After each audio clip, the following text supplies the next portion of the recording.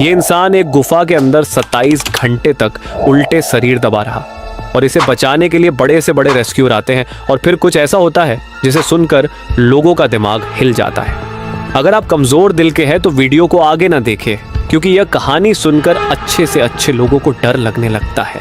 यह है the most unusual and most terrifying death in caving history. यह है नट्टी पट्टी केव की कहानी।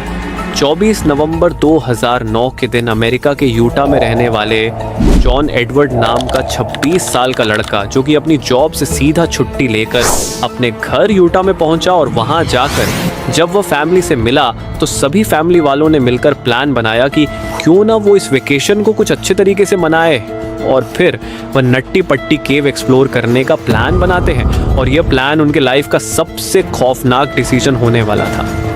तो सभी घर वालों का प्लान ये होता है कि 24 नवंबर की रात 8 बजे नट्टी पट्टी केव को एक्सप्लोर करने जाएंगे और कुछ घंटे बाद वापस घर लौट आएंगे। लेकिन वहाँ जो होने वाला था ये कोई सपने में भी सोच नहीं सकता था।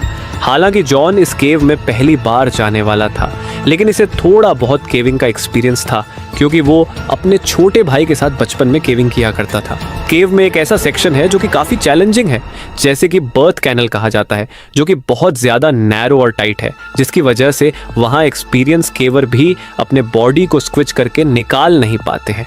किसी के हिप्स और शोल्डर वहाँ फंस जाया करते और जितना भी वो कोशिश कर ले नहीं निकलते और उसे निकालने के लिए रेस्क्यू टीम की ज़रूरत पड़ती। और इसी वजह से इस केव को सालों पहले बंद भी कर दिया गया था और ये नट्टी पट्टी केव मार्च 2009 में ही रीओपन हुई थी, कुछ नए रूल्स के साथ। रूल्स ये थे कि केव के अंदर जाने से 21 दिन पहले वहाँ के अथॉरिटी से परमिट लेनी होगी और केवर के हर एक ग्रुप में 2 एक्सपीरियंस केवर होना कंपलसरी था।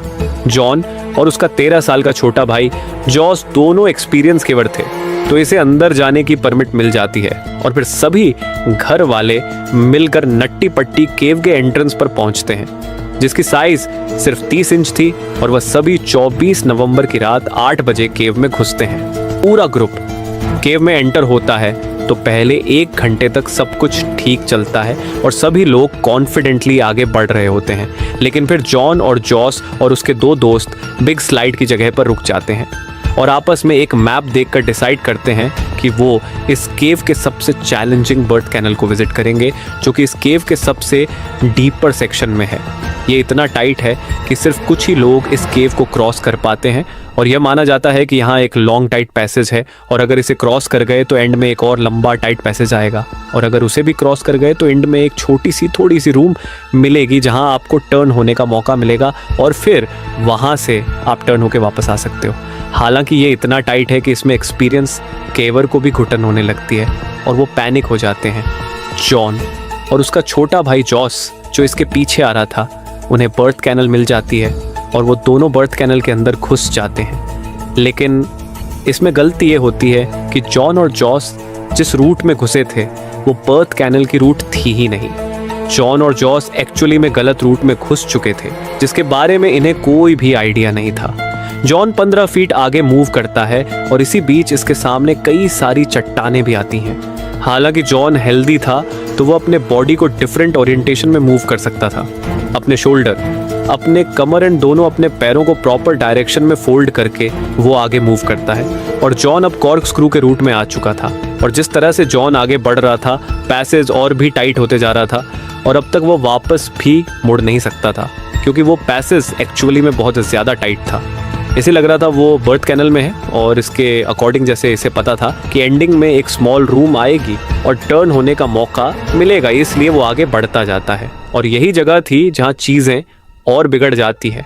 और अब तक वो कॉर्क स्क्रू के एरिया में आ चुका था।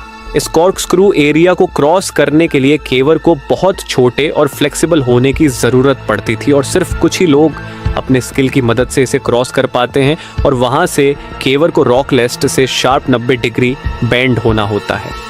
लेफ्ट की साइड अब तक जॉन इस स्मॉल एरिया से टर्न हो चुके थे और इसके बाद वो मोस्ट डिफिकल्ट सेक्शन में पहुंचते हैं। 5 साल पहले एक 16 साल का लड़का ब्रॉक क्लार्क यही कॉर्क स्क्रू सेक्शन में अटक गया था, जिसकी हाइट सिर्फ 5 फुट 7 इंच थी और वेट 63 केजी था और उसे रेस्क्यू करने के लिए 14 घंटे लगे थे। जॉन भी यही एग्जैक्ट स्पॉट पर था, जबकि इसकी हाइट 6 फीट थी और वेट 90 केजी था यहाँ पर। इसे अपने बॉडी को टर्न करके वापस लौटने का कोई ऑप्शन नहीं था। इतनी कम स्पेस की वजह से वो ना चाहते हुए भी लेज एरिया की तरफ खुद को स्क्विच करते हुए आगे बढ़ता है। हालांकि ये एरिया टाइट था, तो जॉन को लग रहा था कि ये बर्थ कैनल की सबसे टाइट जगह से, मतलब कि आगे एक बिगर स्पेस आएगी और वहां इसे टर्न होने का मौका मिलेगा।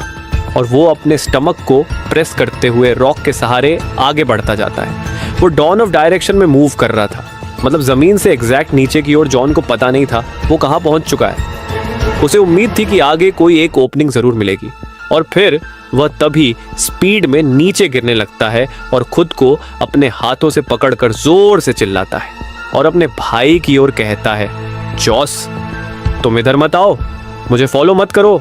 अपने कंधे के सहारे इसे आगे बढ़ना जरूरी था बाहर निकलने के लिए। और तब जॉन को अपने हेडलैम्प से एक होल की ग्लिम्स दिखाई देती है और जॉन के अंदर एक उम्मीद जागती है। लेकिन ये जॉन की जिंदगी की सबसे बड़ी और आखिरी गलती थी। वो आगे बढ़ता है और अपने सर को होल में डालता है, और एग्जैक्टली वो जिस टनल में जा रहा था वो अननोन थी, और अब वो वहां पहुंच चुका था। और वो टनल और भी टाइट था और वह स्पेस बहुत कम थी। और जैसा कि उसने सोचा था कि आगे ओपनिंग मिलेगी, लेकिन आगे रास्ता बंद था। ये पूरे केव के पैसेज की एंडिंग थी। इस जगह की स्पेस 18x1 इंच थी, मतलब कि एक लैपटॉप स्क्रीन जितनी। वो कंप्लीटली अपसाइड डाउन पोजीशन में था, मतलब कि सर नीचे और पैर ऊपर और करीब 70 डिग्री एंगल में मुड़ा हुआ भी था। वो खुद को ऊपर पुश करने की कोशिश करता है, but this whole was exhausting. इसके एक हाथ यूजलेस पोजीशन में फंसे हुए थे और दूसरा हाथ इसके चेस्ट की ओर मुड़ा हुआ था।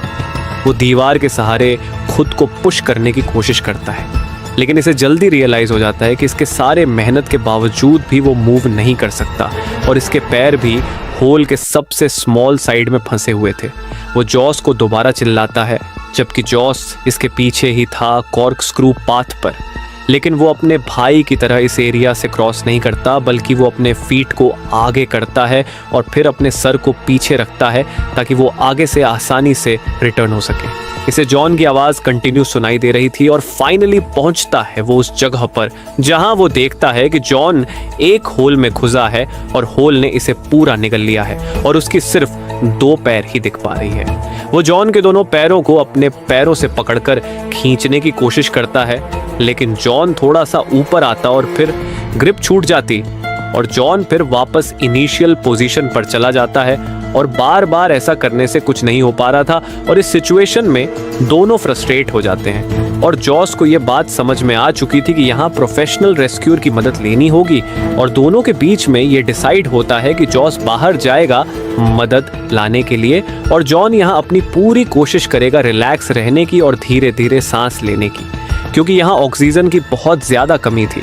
खैर जॉस केव से बाहर आता है और सभी को इसकी जानकारी देता है और रेस्क्यू टीम को बुलाया जाता है।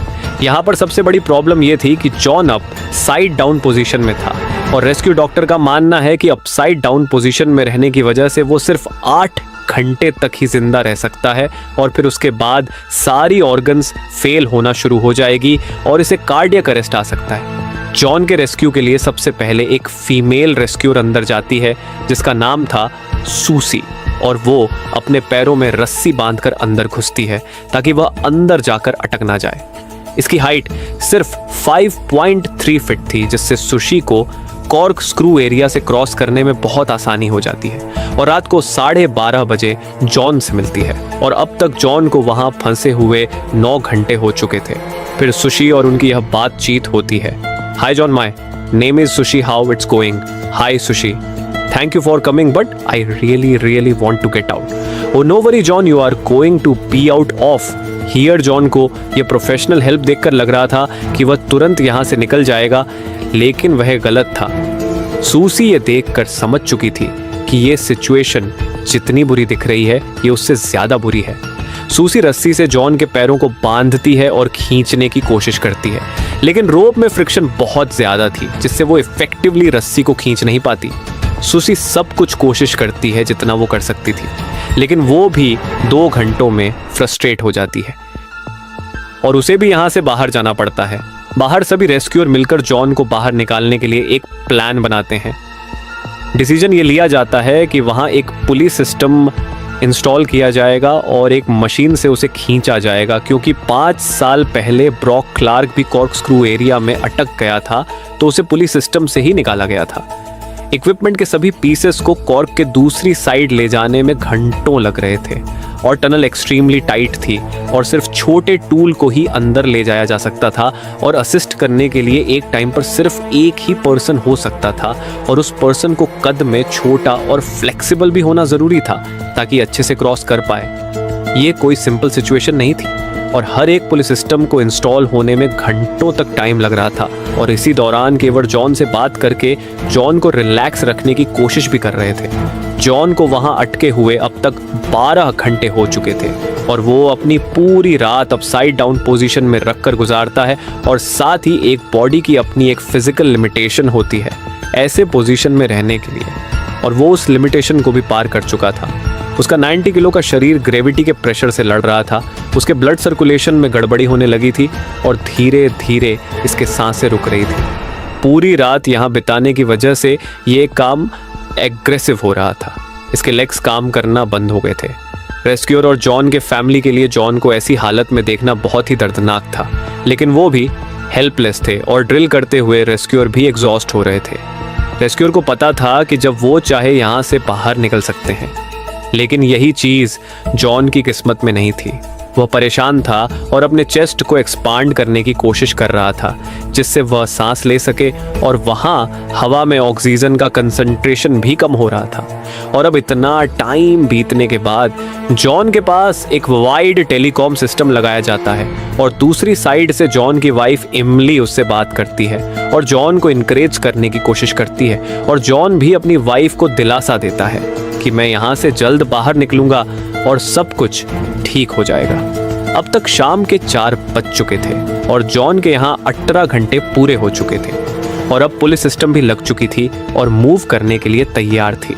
एक रेस्क्यूअर जिसका नाम रियान था, वह केव में घुसता है और जॉन के पास पहुंचता है। रियान कहता है, how are you? John, it sucks, I am upside down, I can't believe, I am upside down, my legs are killing me. Ryan देखते हैं कि बॉडी ओपनिंग के सबसे नैरो साइड में फंसी है, तो वो सबसे पहले उसे ठीक करते हैं और फिर वो उसके पैरों को रस्सी से बांध कर खींचते हैं। लेकिन जॉन के पैरों को बहुत ज़्यादा दर्द हो रहा था। वो जब भी खींचता तो जॉन उसे रुकने को कहता, क्योंकि इसके नर्व्स अब अल्ट्रा सेंसिटिव हो चुकी थी। और फिर वो दोनों कुछ टाइम के लिए रुक जाते हैं और फिर वह दोबारा कोशिश करते हैं। और अब तक ऐसा लग रहा था कि पुलिस सिस्टम अब काम कर रहा है। जॉन अब ऑलमोस्ट इतना ऊपर उठ गया था कि वो अब रियान को देख सकता था, उससे आई कांटेक्ट कर सकता था, और फिर रियान जॉन को पीने के लिए एनर्जी ड्रिंक देता है। इसी तरह अब तक 19 घंटे बीत चुके थे। ये चीज़ें बहुत स्लोली हो रही थी और इसमें काफ़ी एफर्ट भी लग रहे थे। हालांकि थोड़ी सफलता तो मिल रही थी, लेकिन अब भी उसे निकालना काफ़ी मुश्किल था। जॉन के पैर ऊपर के सीलिंग को हिट कर रहे थे और उस पैसेज में उसे अपने पैर को ट्विस्ट करना इम्पॉसिबल था। तो रियान फाइनली डिसाइड करता है कि वह इसके पैर को तोड़ देगा, और यही बीच यहाँ पर एक ऐसी अनइमेजिनेबल चीज़ होती है जिसके बारे में कोई सोच भी नहीं सकता था। पूरी सिस्टम फेल हो चुकी थी। एक बोल्ट जो जॉन के ऊपर ड्रिल किया गया था दीवार में, वो दीवार से निकल जाता है और वह सीधा रियान के सर पर जाकर लगता है, जिससे रियान अनकॉन्शियस हो जाता है। और जॉन जो आधा ऊपर उठ चुका था वो वापस स्लीप होकर इनिशियल पोजीशन पर चला जाता है और अब जॉन का कोई रिस्पांस भी नहीं आ रहा था। ये मूवमेंट जॉन की फाइनल किस्मत थी। अब शायद वह कभी बाहर नहीं आ सकता था, और रियान जब होश में आता है तो उसके सर से खून बह रहा था। वो पूरा कंफ्यूज हो चुका था कि यहाँ पर क्या हुआ। खैर, रियान को वहां से बाहर निकालकर हॉस्पिटल भेज दिया जाता है और उसकी जगह जॉन को निकालने के लिए उसके फादर डेव केव में जाते हैं और उस टूटे हुए पुलिस सिस्टम को इंस्टॉल करने के लिए 1 और घंटे लग जाते हैं। डेव रस्सी से जॉन की बॉडी को बांधने की कोशिश करते हैं, लेकिन डेव वहां जितनी देर भी रहते हैं उसमें जॉन का कोई रिस्पांस नहीं आ रहा होता है। ये पूरा ऑपरेशन जॉन के बिना हेल्प के नहीं हो सकती था। ये पॉसिबल नहीं था कि एक 90 किलो का इंसान केव से बाहर निकल सके बिना उसकी मदद के। और जब डेव जॉन को रस्सी से बांधने की कोशिश कर रहे थे तो वह खुद भी 15 मिनट तक वहां अटक गए थे और आखिर में वो भी वहां परेशान हो जाते हैं और थक हार कर वहां से बाहर आ जाते हैं। अब ब्रैंडन कोल्स एक नए रेस्क्यूअर के तौर पर उसकी जगह ले लेते हैं और फिर वहाँ एक टेलीकॉम सिस्टम लगाया जाता है जिससे उसकी फैमिली उससे बात कर सके। लेकिन ब्रैंडन जो देख पा रहा था वह इमली नहीं देख पा रही थी। जॉन कोई भी रिस्पांस नहीं दे रहा था और पता नहीं वह ये बातें सुन भी पा रहा था या नहीं। कुछ घंटे पहले तक जॉन के सांस लेने की आवाज़ आ रही थी, लेकिन अब वह भी शांत हो चुकी थी। रेस्क्यू टीम एक एरिया में ग्रुप बनाकर डिसाइड करते हैं कि शायद जॉन मर चुका है और इसलिए पैसेज में मेडिकल प्रोफेशनल भेजेंगे जिससे कंफर्म हो जाए, और बिल्कुल ऐसा ही होता है। मेडिकल प्रोफेशनल कंफर्म करते हैं कि जॉन मर चुका है। 25 नवंबर की रात 11:56 में ऑफिशियल कंफर्मेशन कर दी जाती है कि जॉन एडवर्ड जोन्स ऑफिशियली मर चुके हैं। 120 रेस्क्यूअर ने बैक टू बैक 27 घंटे कोशिश करी जॉन को बाहर निकालने के लिए, लेकिन जॉन के अपसाइड डाउन पोजीशन होने की वजह से ये इम्पॉसिबल था। जॉन अपनी लाइफ के आखिरी 27 घंटे एक एक्सट्रीमली इन्वर्टेड पोजीशन में था, जबकि डॉक्टर ने प्रेडिक्ट किया था कि वह सिर्फ ऐसी हालत में 10 घंटे तक ही जी पाएंगे। ये वाकई काबिल तारीफ है।